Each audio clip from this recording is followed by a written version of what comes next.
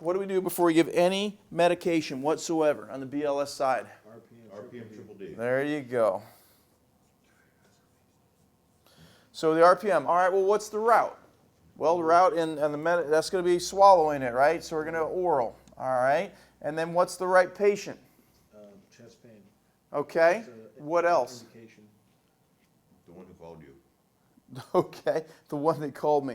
All right, so with the aspirin indications, moderate to severe. Let me go back. Let me find aspirin. There we go.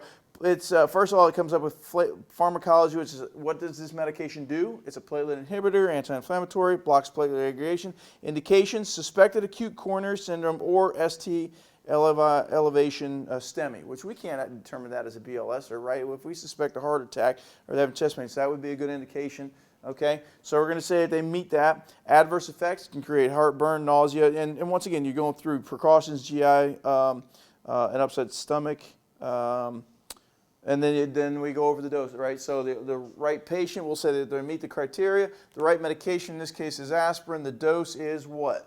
What's their dose for this? 325 or 324 milligrams. Correct, 324, 325, chewed, pediatric, not indicated. And then we're going to make sure it's in date. And then the last thing is documentation. This is where I explain to them that we do a really crappy job documenting, that we need to make sure we are identifying everything prior to what are their signs and symptoms, what are their vital signs, what did we give them, how much did we give them, how did we administer that to them, how did they react, did they get better, stay the same, or get worse, and what were the vital signs and all that. So we need to continue down that road, right? So you can roll them through this whole scenario and say, okay, now we give aspirin.